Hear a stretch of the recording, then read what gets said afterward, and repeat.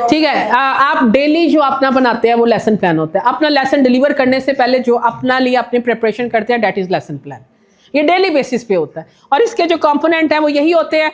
Objective हो जाता है और फिर इंट्रोडक्शन हो जाता है, इंस्ट्रक्शंस हो जाती हैं, प्रैक्टिस हो जाती है और असेसमेंट। ठीक है, ये उसके बेसिक पार्ट है। अभी जो है वो हम क्या करेंगे, हम एक ये जो टॉपिक्स थे इनको यूज़ करते हुए चैट जीपीटी से एक अच्छा सा लेसन प्लान बनवाएंगे। ठीक है, आप सबके पास चैट जीपीटी है? बेटा ये चीटिंग नहीं है। आजकल के दौर में जो ये कहे कि चैट जीपीटी यूज़ करना चीटिंग है तो ये तो फिर बहुत गलत बात है। ये तो आप अपने टाइम को बचा रहे हैं। आपको चीटिंग की तरफ सोचने के बजाय उसका एक्सपर्ट होना है, उसके प्रॉम्प्ट में आपने जो है ना प्रैक्टिस करनी है। हो लेना में चीटिंग, जब सब कुछ अवेलेबल है तो हम क्यों ना उसको यूज करें। एग्जैक्टली वो आप देखें, अभी मेरे पास यहाँ नेट नहीं है लेकिन मैंने एक छोटा सा प्रॉम्प्ट देकर ना मैंने चैट जीपीटी से लेसन प्लान बनाया, मैं आपको भी दिखाती हूँ।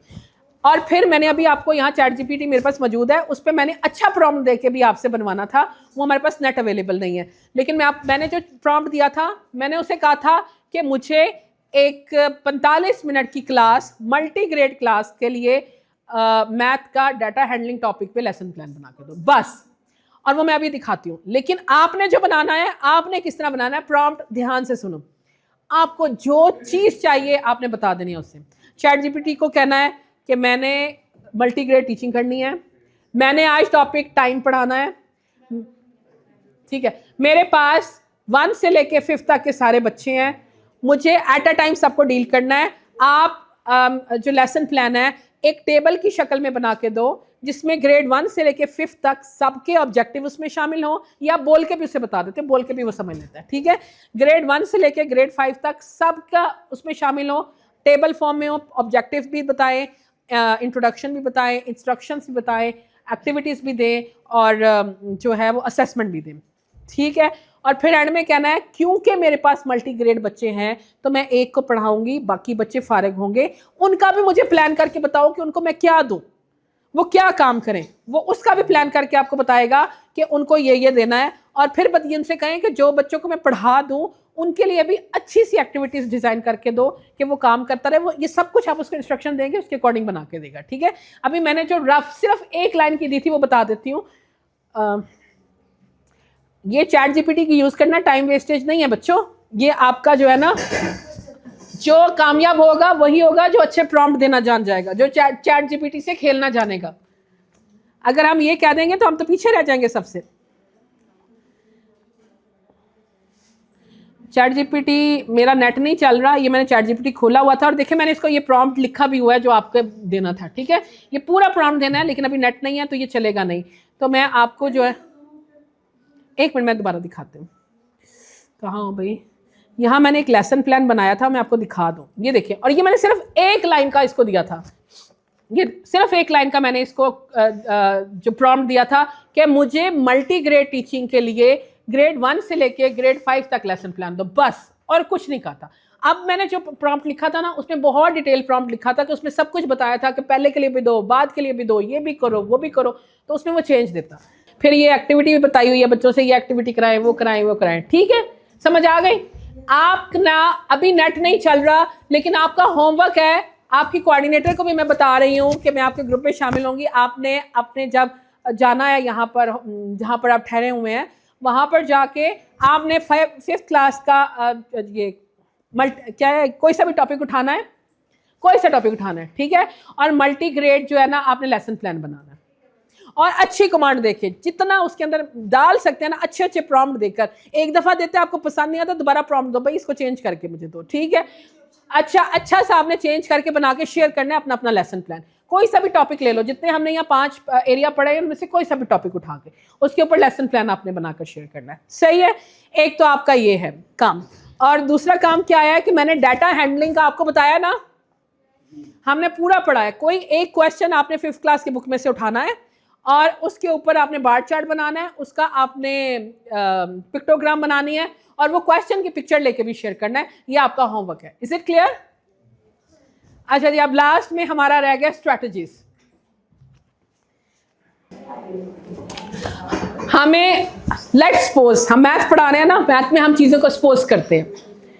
बेटा लिसन टू मी, मैथ्स में हम सपोज करते हैं ना, लेट्स सपोज कि हमें मैथ के सारे कॉन्सेप्ट आ गए, ठीक है, और लेट्स सपोज हमें अच्छा सा लेसन प्लान बनाने आ गया, ठीक।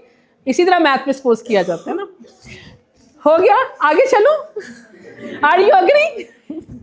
अच्छा जी, तो अब हमने क्या करना है, हमने इन चीज़ों पे क्लास में इम्प्लीमेंट करना है, और वो भी मल्टी ग्रेड क्लास में इम्प्लीमेंट करना है। तो किस तरह करेंगे, सबसे बेस्ट स्ट्रैटेजी उसको इम्प्लीमेंट करने की क्या होगी? मैं आपसे पूछ रही हूँ क्योंकि आप लोगों का जो है वो एक्सपीरियंस ज़्यादा है ना मेरे से। तो सबसे बेस्ट स्ट्रैटेजी क्या? आप तक नहीं है ना, एफएससी में तो होते हैं ना, बड़ा मैथ में तो आ जाते हैं ना, मैट्रिक में भी होती है, लेट्स जहाँ थ्योरम्स आ जाते हैं ना बेटा। एफएससी के बाद जो पूरा मैथ है ना वो लेट पे ही चलता है, हम लेट करते हैं और उसे प्रूव करते हैं, सब कुछ प्रूव हो जाता है, ठीक है। लेकिन इस सिनेरियो में लेट के हमें हो गया, लेट सपोज कि हम पूरे कॉन्सेप्ट में एक्सपर्ट हो गए, लेट सपोज हमें अच्छा सा लेसन प्लान बनाना आ गया, लेसन प्लान तो बनाना आ गया ना, और कॉन्सेप्ट भी हमें पूरे मिले हुए हैं, बस हमारी थोड़ी सी मेहनत है। अब हमने स्ट्रैटेजीज की तरफ जाना है। What is the best strategy? The best कौन सी स्ट्रैटेजी है बताएं, एक स्ट्रैटेजी बताएं, फिर हम आगे चलेंगे। सबसे बेस्ट स्ट्रैटेजी क्या है मल्टीग्रेड में पढ़ाने की? जी जी बताइए, स्ट्रैटेजी कौन सी बेस्ट है?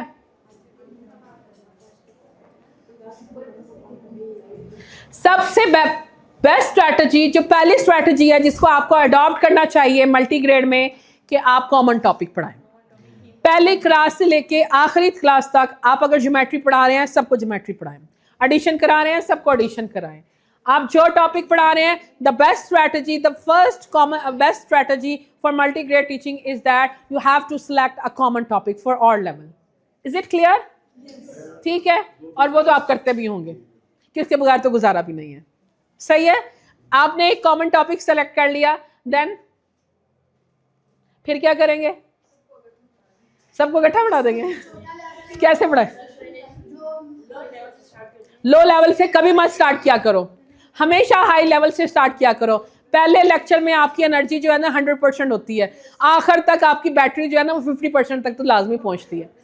तो जब आपकी आउटगोइंग क्लास है उसको जो टाइम मिलना चाहिए वहां तक आप आधे जो है ना वो सो चुके होते हो। The second strategy is that properly plan your lesson grade wise. सबसे पहले हाईएस्ट क्लास जो आउटगोइंग क्लास है 5th, उसको लेकर चला करो। अगर उसको 5 मिनट ज्यादा में मिल जाते हैं, डजंट मैटर। बोर क्यों होते हैं? नहीं तो छोटे बच्चों को छोड़ना थोड़ी है, हमने वो क्या करना है वो भी आपको बताते हैं। छोटे बच्चों का सबका आपका ग्रुप बना हुआ है। अगर आप बड़ा बच्चा लेकर चल रहे हो पहले, तो आपने 10 मिनट रिवीजन करा ली। सबसे पहले ओरल रिवीजन 10 मिनट आपकी क्लास में होगी। पहाड़े पूड़े सब कुछ पढ़ा दिए, सब कुछ काउंटिंग करवा दी, हो गई। उसके बाद कॉमन टॉपिक आपने सेलेक्ट कर लिया। Is it clear? देन आपने बिग क्लास से शुरू करना है, तो छोटी क्लासों में आपके मॉनिटर होंगे, आपके ग्रुप लीडर होंगे जो कि बहुत एक्सपर्ट होंगे, ठीक है। उनको आप काम पकड़ा चुके होंगे कि ये बेटा आपने काम करना है। छोटी क्लासें जैसे हैं उनको आप जो है वो पहाड़ों पे लगा दो, आप इनसे टेबल सुनो, आप इनसे काउंटिंग सुनो, आप इनको ये काम दो। सबसे छोटी क्लास को दो 100 तक गिनती लिख लें। आप उनको कोई ना कोई काम देके उनकी कॉपियों पे बैठा चुके हैं बेटा, वो क्यों बोर होंगे? वो ग्रुप आपके बन गए ना, ग्रुप आपके बने हुए हैं, वो तो आपने सबसे पहले बनाने हैं ना ग्रुप। हाँ, और ग्रुपों में भी कोशिश करें कि ग्रेड वाइज की बजाय उनका जो बच्चों का मतलब लेवल है, लेवल वाइज ग्रुप बनाएं। आप 5वीं क्लास का बच्चा भी है, अगर वो 5वीं में है और उसको 1 क्लास का कुछ नहीं आता, तो उसको आप 5th के साथ तो नहीं उसके साथ बैठा सकते, उसका भी लेवल वाइज आपने ग्रुपिंग करनी है, ठीक है। और उन ग्रुपिंग में आपने जो इंटेलिजेंट स्टूडेंट्स हैं उनको रिस्पॉन्सिबिलिटी भी देनी है कि बेटा आपने उनको काम दे दिया, ये कॉपियों पे काम है, आप करना शुरू करो, आपने अपने आप काम प्रिपेयर करके जाना है। तो हमने उन्हें रिपीट तो नहीं बाकियों को भी करवाना ना, इससे तो उनका टाइम ज़ाया होगा। उनको कोई काम दे के बैठे, देख ले, करवा लें, मतलब वो टॉपिक पर डिपेंड करता है ना। अगर एडिशन की जरूरत है, आप समझते हैं 5वीं क्लास नया टॉपिक स्टार्ट किया ना, लेट्स सपोज पहले दिन एडिशन स्टार्ट किया, ठीक है, तो आप चाहते हो कि 5वीं की भी रिवीजन हो जाए तो फिर उधर से लेके चल जाओ। अब ये टीचर पे है ना, टीचर बेसिकली क्लास में जो है ना वो पूरा रोल प्लेयर होता है, आपने किधर को लेके जाना है, कैसे लेके जाना है डिसाइड। लेकिन अगर 4-5 दिन आपने एडिशन पढ़ा ली है तो अब 5वीं के बच्चे को हम वही पढ़ाते रहेंगे तो फिर वो कैसे चलेगा आगे ना। तो वहाँ उसका तो हमने स्टैंडर्ड चेंज करना है ना, उसको हमने वर्ड प्रॉब्लम्स पे लेके आना है, उसको ब्रैकेट वाले क्वेश्चंस पे लेकर आना है, उसको बहुत सारा कुछ करवाना है। तो हमने छोटी क्लासों को काम पहले से प्रिपेयर करके उनको देना है, ये पुराना काम है, इसको करो बैठ के, ठीक है। और मैं तो हमेशा सजेस्ट करूंगी कि मल्टीग्रेड में पिछली दफ़ा भी हमने डिस्कस किया था कि आप उस क्लास को ज़्यादा टाइम दो जो आउट गोइंग है, क्योंकि आपका रिजल्ट वहीं से नज़र आ रहा है। बाकी जैसे आप कंफर्टेबल है, क्योंकि आपने अपनी क्लास को लेकर चलना है, ठीक है। लेकिन आउट गोइंग क्लास सारी दुनिया देखती है, तो उस पर हमें ज़्यादा फोकस करना है। अच्छा जी, नेक्स्ट स्ट्रेटेजी अब क्या है,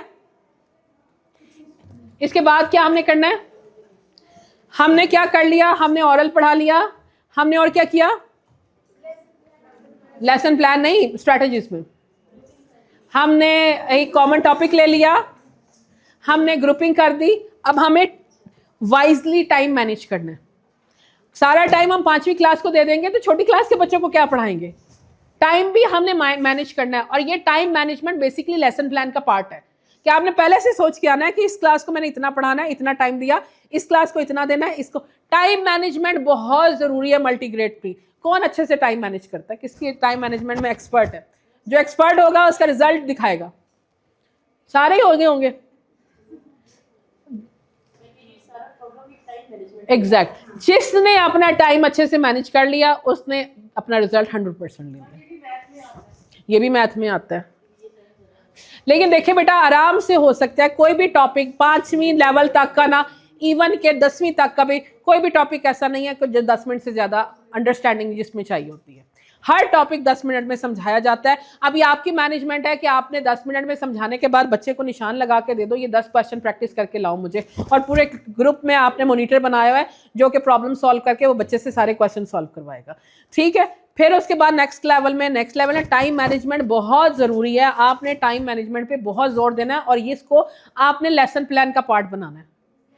अच्छा, वैसे जैसे ये मैंने पूरा डाटा हैंडलिंग टॉपिक है ये हमने कितने मिनट में किया, 10 to 15 लगा लें, चले मैक्सिमम लगा लें, ठीक है। तो ये तो मैंने सारा पढ़ा दिया ना चैप्टर, सारा तो हम नहीं पढ़ाएंगे, हम तो थोड़ा पढ़ाएंगे ना। एक दिन में टेलीबार समझा देंगे, एक दिन में अगला समझा देंगे। मैं कहती हूँ कि मैं खुद मैथ्स पढ़ाती रही हूँ हर लेवल का, मैथ्स में 15 मिनट से ज़्यादा कॉन्सेप्ट के लिए टाइम नहीं होता। हाँ, तो बेटा उसमें स्ट्रैटेजी लगाओ, पीयर जो है ना, आपके जो पीयर ट्यूटरिंग उसको आदत बनाओ। पीयर ट्यूटरिंग का मतलब ये है कि आपने जो इंटेलिजेंट बच्चा है जिसको समझ आ गई है उसको कहना है बेटा आपने इसको अपने साथ बैठा के समझाना है, उसको बताना है कि मैथ समझाने से ज़्यादा आता है। आप प्रैक्टिस भी करोगे तो जो समझाओगे मैथ, तब आपको मैथ आएगा।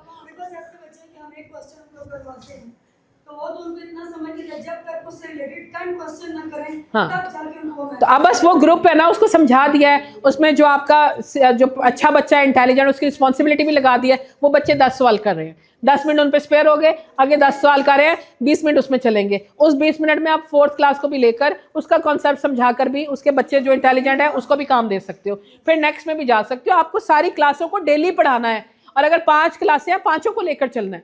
और ये मैनेज आराम से हो सकता है अगर आप अच्छी मैनेजमेंट करें, आपकी टाइम मैनेजमेंट अच्छी होगी, आप सबसे आगे निकल जाओगे। लिटरली मैं आपको बता रही हूँ, अपना टाइम मैनेज करें, टाइम मैनेजमेंट सीखें। और इसमें ये भी होता है मैथ्स में, हमेशा जो आप नया टॉपिक दो तो बोर्ड पे प्रीवियस टॉपिक में से 1 क्वेश्चन 2 क्वेश्चन जरूर रैंडमली किसी बच्चों से जरूर सॉल्व करवाओ, ताकि बच्चे तैयार हो के आए, मैडम ने पूछ लेना है, ठीक है, छोड़ना नहीं है बिल्कुल। तो मतलब आप उनका टाइम इस तरह डिस्ट्रीब्यूट करें कि हर ग्रुप पे आप टाइम दें, बाकी एक्टिविटी करें, प्रॉपर एक्टिविटीज उनके हाथों में हो और वो सवाल करें उस टाइम पे बैठ के, पुरानी रिवीजन करें। और यहाँ जो है वो आपका बच्चा जो है वो जो ग्रुप है उसको आप पढ़ा रहे हो। तो ये टाइम मैनेजमेंट अगर आप जिसकी अच्छी होगी मल्टीग्रेड में, उसका रिजल्ट 100% आएगा, लिटरली आएगा मैथ, ठीक है। अच्छा जी, टाइम मैनेजमेंट हो गया। नेक्स्ट स्ट्रेटेजी हमारी है पीयर स्पोर्ट। पीयर स्पोर्ट अभी बताया था। मैथ्स में तो पीयर स्पोर्ट्स के बगैर अगर आप मल्टीग्रेड में पढ़ा रहे हो, आप एक क्लास में पढ़ा रहे हो, तो पीयर स्पोर्ट के बगैर कुछ पॉसिबल। आप यूज करते हैं पीयर स्पोर्ट? हाँ, मतलब ये बहुत अच्छी मैथ्स में प्रैक्टिस होती है हर तरह की क्लास में और हर तरह के लेवल में। समटाइम्स ऐसा होता है कि सारी क्लास को कुछ समझ आ जाता है, एक बच्चे को नहीं समझ आता, वो शायद उसका वो कोई दूसरा साथी समझा दे तो उसको अच्छे से समझ आ जाता है। तो इसको आप लाजमी अपनी प्रैक्टिस का पार्ट बनाएं। अच्छा अच्छा जी, तो नेक्स्ट देखिए हमारी क्या स्ट्रेटजी होनी चाहिए। यूज ऑरल, ऑरल तो हमने कर ली, ऑरल प्रैक्टिस तो मस्ट है। आपने ऑरल प्रैक्टिस 5वीं तक नहीं छोड़नी, डेली ऑरल प्रैक्टिस होनी है। अच्छा जी, आज टाइम कम है, नहीं तो मैं आपको खुद एंगेज करके सारी चीज़ें आप लोग खुद लिखते, आप लोग खुद स्ट्रैटेजीज बताते और खुद आकर यहाँ बताते, लेकिन टाइम हमारे पास थोड़ा कम था, चलने फिरने में ज़्यादा वेस्ट हो गया। नहीं तो मैंने यूँ ही प्लान किया हुआ था कि स्ट्रैटेजी 4 ये ग्रुप बताए, 4 ये ग्रुप, 4 ये, तो फिर वो यहाँ पर आकर जो है ना वो प्रेजेंट करें। लेकिन चूँकि टाइम नहीं था इतना कि आप लोग को ये टाइम दिया जा सके और आपसे प्रिपेयर करके करवा सके, तो उसलिए जो है ना वो मैंने कहा चले हम खुद ही गो थ्रू कर दें। और कोई स्ट्रैटेजी बताओ ना जल्दी से। हाँ, अच्छा, बच्चों को छोटे छोटे टास्क दें, लंबे ना दें। ऐसे ना उसे कहो जाओ जाके पूरी एक्सरसाइज सॉल्व करके लाओ, तो एक्सरसाइज कोई नहीं सॉल्व करनी। 5वीं तक के बच्चे बच्चे ही होते हैं ना, उन्होंने एक दूसरे को मारना, लड़ाई झगड़े क्या फसाद शुरू कर देना, एक्सरसाइज वहीं की वहीं रह जानी है। आप अपने जो एरिया है उसके बसें चलती हैं ना हर जगह से, तो वो टाइम लिख के लाओ। सबको पता होता है कितने बजे किधर की बस निकलती है, कितने बजे किधर की बस निकलती है, टाइम लिख के लाओ, ठीक है। मतलब प्रैक्टिकल हम लाइफ से बच्चों को सिखाएंगे तो उनको आएगा। अगर आपने प्लेस वैल्यू सिखानी है तो उन बच्चों को कोई नेट से जो है ना वो तमाम कंट्रीज की पॉपुलेशन लिख कर लाए, बड़ा नंबर आ जाएंगे ना, कितने कितने बड़े नंबर आ जाएंगे, फिर उससे पता चलेगा 100,000 कहाँ कहाँ आ जाता है। अच्छा, एक मिनट बैठिएगा जरा, मैं ये 2 स्ट्रैटेजीज ऊपर से बस आपको गो थ्रू करवा दूं और उसके बाद ये वाइंड अप कर लेंगे, ठीक है। अच्छा जी, देखिएगा, आपने शॉर्ट टास्क देने हैं, फिर उसके बाद आपका आ जाएगा कि आपने हाँ ग्रुप करने हैं, उनके ग्रेड वाइज नहीं करने, उनके लेवल वाइज करने हैं, ठीक है। और लास्ट स्ट्रेटेजी क्या है, टीच फ्रॉम डेली लाइफ। जैसे मैंने और इन्होंने बताया ना, डेली लाइफ के साथ उनको एग्जांपल्स दे के पढ़ाना है।